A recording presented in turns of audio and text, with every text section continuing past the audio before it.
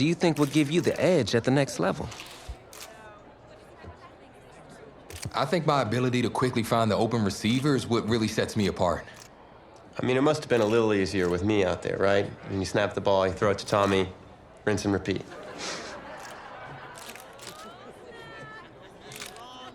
But seriously, though, the past 2 years have really put things into perspective for me, and thanks to this guy, I'm just fortunate enough to have the opportunity to go to college and further my football career.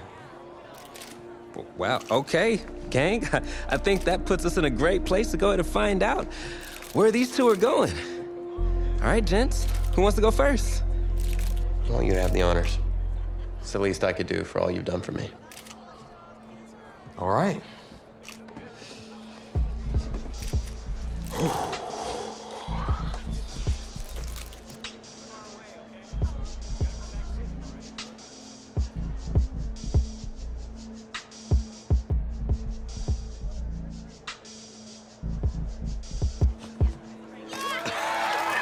Oh, wow, man. Wow. So the decision is made. Tell us, when it came down to it, what led to this choice? Well, there's been a lot of elite talent that have walked those halls, and I'd love to add my name to that storied list. Plus, the opportunity to play for a legend like Coach Miller is too much of a draw. Yeah, he's a guy that's had a ton of success with the school, and I think there's a lot I can learn from him. All right. All right, Tommy. What you got for us?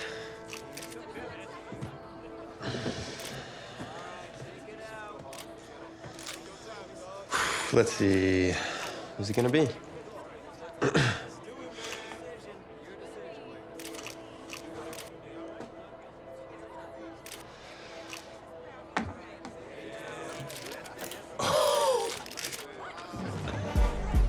Whoa, Tommy, same question. Well, isn't it obvious? I mean, Batman needs his Robin, and I can't break up this dynamic duo. But in this case, I'm Batman and you're Robin.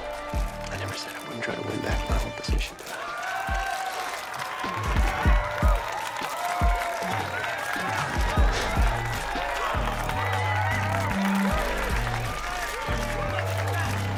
More details rolling in, everybody, on today's crazy news. Coach Miller is stepping down from his illustrious college coaching career, and in his place, the school is promoting hotshot defensive coordinator Red O'Brien. Now, Coach O'Brien has been all the rage for quite some time, sitting at the top of a ton of schools' shortlists for head coaching gigs, but it sure looks like he's just going to stay put and take over the entire program. But what I really want to know is what it's going to mean for everyone's favorite dynamic duo, the Heartbreak Kids. I know you've both been sitting patiently for the past 2 years, waiting for your shot, so I made a decision. Neither one of you will be starting. Come on, Coach, give us a shot.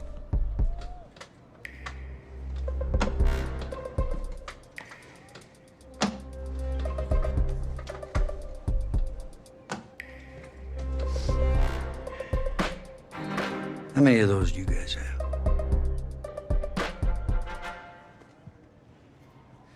Now, as I was saying, neither of you will be starting, but both of you will be playing. Coach, I'm sorry, but I'm not switching positions. I'm not asking you to switch positions. You both get reps at QB. This is a defense-first team now, so I don't need your Heartbreak Kids nonsense. All I need is for one of you to manage things and make sure the offense doesn't give the game away, because my defense certainly won't. Understand? But you've seen what we did in high school. I don't care what the Heartbreak Kids did 2 years ago, son. I'm more concerned what you can do now in college and winning a lot more at ease. So I'm gonna rotate you guys. I'm gonna stick with the hot hand until I see what I can get out of one of you. And you'll start the first half. If you do well enough, you'll stay in. If not, we'll see what Tommy's got. Coach, you can't be serious. You two are competitors, right? how you're gonna have to approach this as a competition. Now go on, get out of here.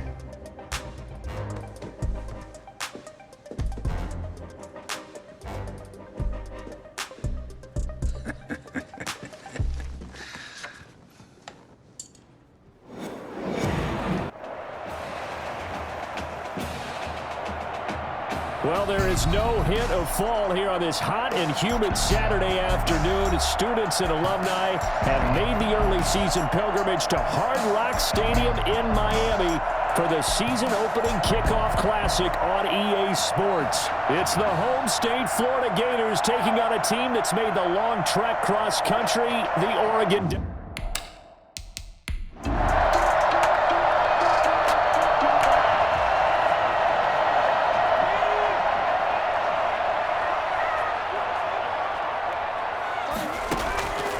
They'll try and start this drive in the air.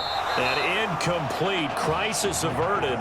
Almost picked. Instead, second down. It's now 2nd and 10 at the 25-yard line. Now a pass dumped off to his running back. And he'll get this from the 25 to the 30 for a pickup of 5. You know, Charles, you and I get to call a lot of games at the next level, but walking into the stadium, there's just something about the college atmosphere, the bands, the pageantry. So nice for us to be able to get the assignment to call a few games on Saturdays this fall because, let's be honest, there's nothing like college football. I would agree with that. Look, there's electricity that crackles no matter whether it's college or the NFL. But this is a different vibe altogether when you're talking about a college game. And how about the one we're getting right out of the gate? Two powerhouses in the college football world going at it to get things started. And he's going to get this down to the 35-yard line. A big-time gain there on the keeper, using his legs to hurt him. First down. Here's Ferguson. And brought down, but not before they're inside the 25. Give them 11 yards that time and a new set of downs. I tell you, you look around the college football landscape, there's some really good running backs this year. The draft projections really littered with that crop of players, and we've got a couple of them in our game here this afternoon. And I'm glad that you pointed that out, partner, because we always talk about the guys who throw the football and the guys who catch the ball. But the runners are still vital, and that was a pretty good run right there. A good illustration of what he can do. And they're counting on those kind of runs to help them. And he will score. Touchdown, Ducks. An 18-yard touchdown grab.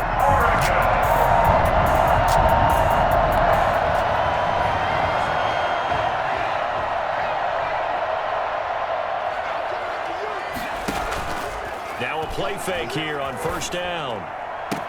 Complete to Myers, the tight end. And he'll be out of bounds, but able to get it up past the 45. 23 yards on the play. So one play, and they're already just shy of midfield. Off the option, he'll try and run with it. He's got the first down and more inside the 40. And he gets this one down to the 24. Another big play as he gets 28 out of that one.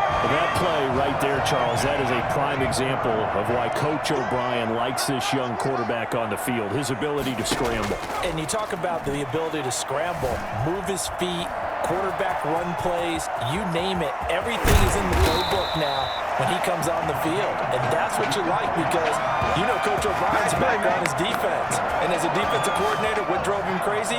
Quarterbacks that can move. But the coaches even said to us, Charles, that at times he reminds them of a running back. Yeah, and they don't want to say it very loudly and take all the motivation away from this young man. But if they had to move him to running. And that'll be caught. Touchdown, Oregon. A 2-yard touchdown grab.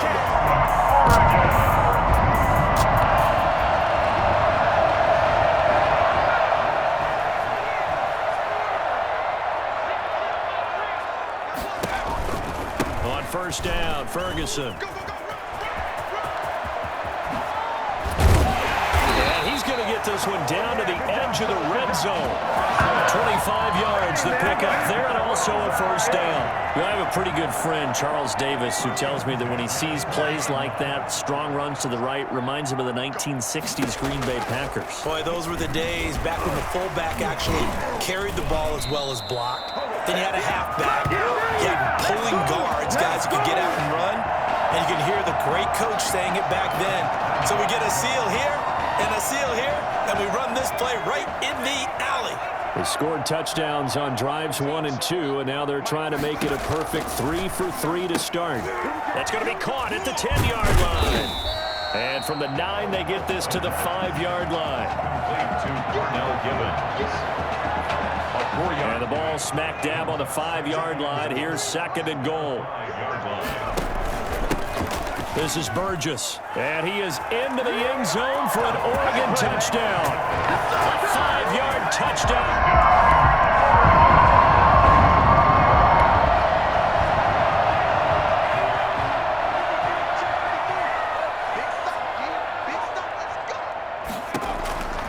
They'll come out throwing here to start the drive. Throw left side complete. That's Myers.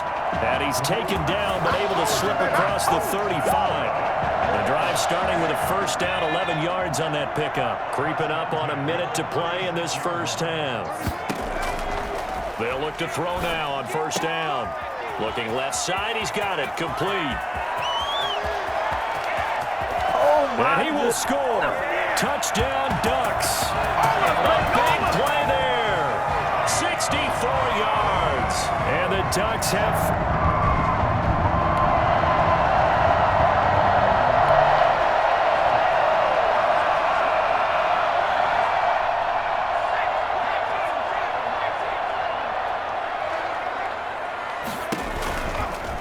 They'll start by running the option to the right.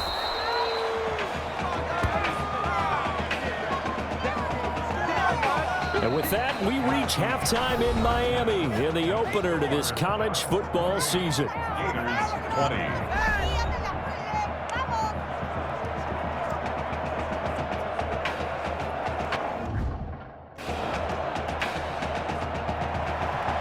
It's been a shootout so far. We'll see which defense can make the adjustments as we get back underway in the second half. That'll be taken about a yard deep.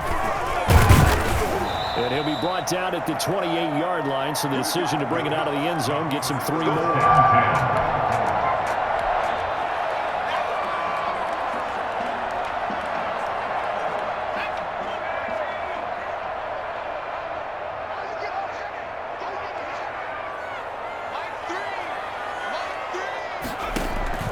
Here's a play fake as they set up to throw. Looking for his tight end on the corner. It's complete. And he'll go out near midfield at the 49. Fresh out of the locker room, they hit him with a gain of over 20. 49-yard line. On first down, Ferguson. And a nice job to break free of one tackle, but it slowed his momentum somewhat, and he's taken down right after. After the pickup of 5, here's 2nd and 5. Here's the option. And a nice spin into some open field. And past the 35, he'll be dropped a yard or 2 shy of the 30. Give him 14 on that one and a first down. At the 32-yard line.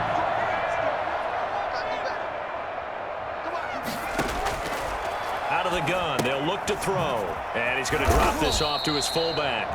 And he'll lose yardage here, back at the 41. So that one a disaster, a big loss there with 2nd down coming up.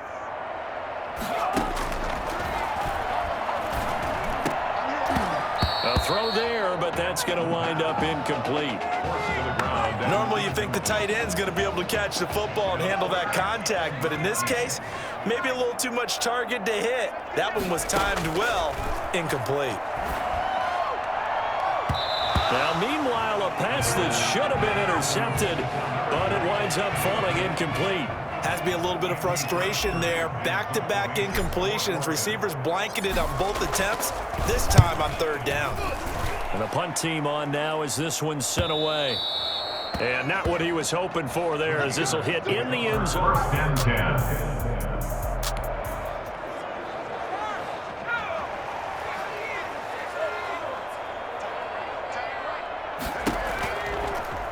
They'll start by running the option to the right.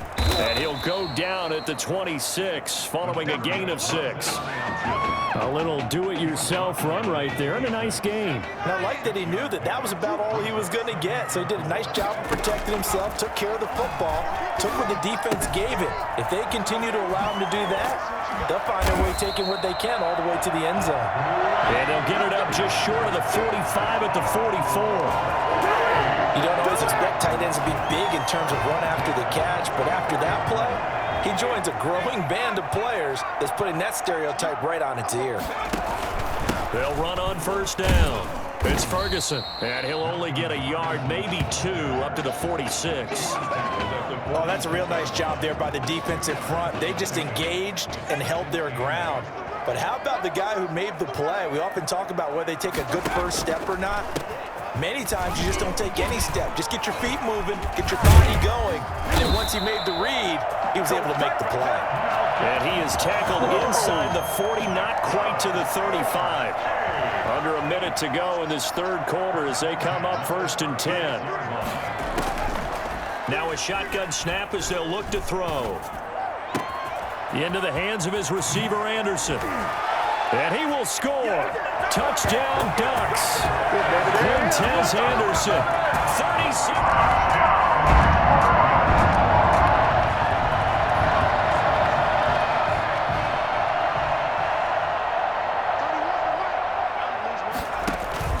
They go play action here on first down. Quick hitter here, it's complete. And he'll be tackled right on the chalk of the 45. A gain of 11 to kick off the drive, and it's a quick first down. 1st and 10 at the 45-yard line. They'll set up to throw. And caught by Cameron right side. And he's able to get this to the 40-yard line before he's out of bounds.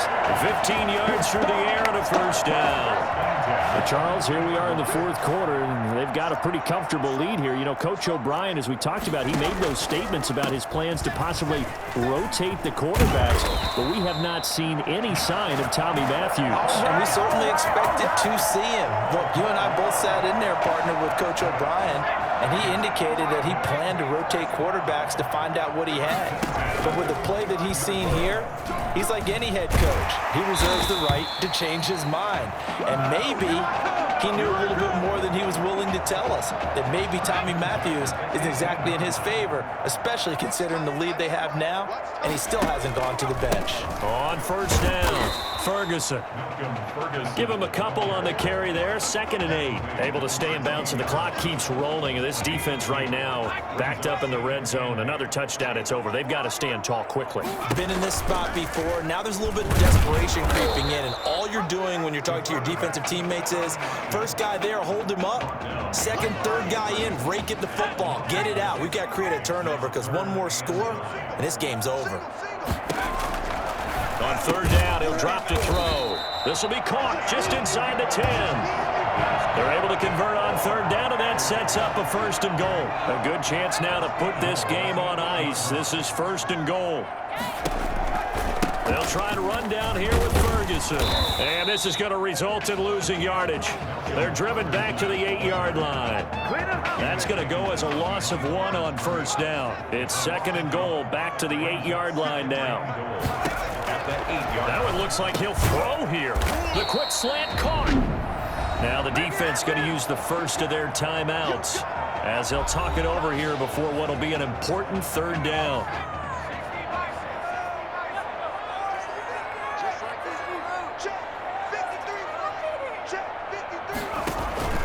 They'll run it. This is Ferguson. And he is into the end zone for an Oregon touchdown.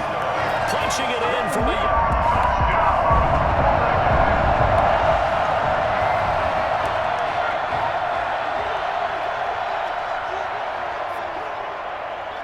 The defense can stop it twice more as they take a knee here.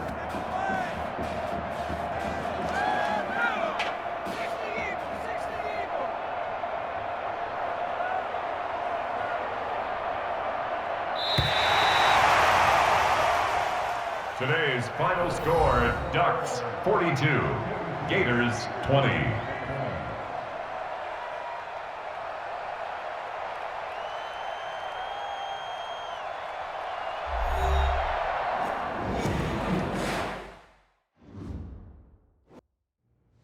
So things got off to a solid start. But after several weeks, you and Tommy had rotated quite a bit.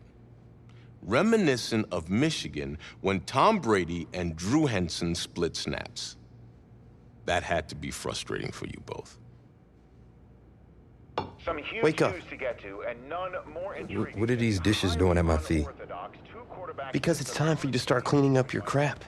These dishes have been lying in the sink for almost 2 weeks. I mean, look at this place. It's a disaster. You're leaving everything laying around. It's ridiculous. Who crawled up your butt and died? You. Gross. Hey, get up, man. I want to watch some TV. You've been laying out here all morning. What's got you two all riled up? Just turn up the volume, would you? The Heartbreak Kids have gone from sensational dynamic duo to a sudden two-headed monster, and boy, this is an ugly one. Hey, I thought I played pretty good out there. This team still has not found its identity, and I know that Coach O'Brien claims that his two-quarterback system is matchup-based, but I gotta tell you, it sure looks like he still doesn't have a clue what's going on. As Coach Madden famously once said, if you've got two quarterbacks, you've got none. And right now, I got to tell you, man, Coach O'Brien's indecisiveness with the most important position on the team is only going to lead to problems on the field. The answer is simple. Just start me. That would make the situation worse. I mean, the team plays better when I'm on the field. Everybody knows that. If I could just get into a rhythm, I'd be fine. Last thing I need is to be worrying about you breathing down my neck if I make one mistake. Well, you better believe it that I'll be there when you do. Okay, I see what's going on here, guys. I don't know what made you follow me here and try to win back your old position. I mean, you could have just kept the Heartbreak Kids going, or you could have went your own route on another team, but you decided to what, come here and punish me? Is that it? What are you talking about? You're the one who showed up and stole what was mine in the first place, okay? I'm supposed to be Batman, you're Robin. Oh, this whole thing again? Are you dumb? I didn't take anything from you. Your body took it from you.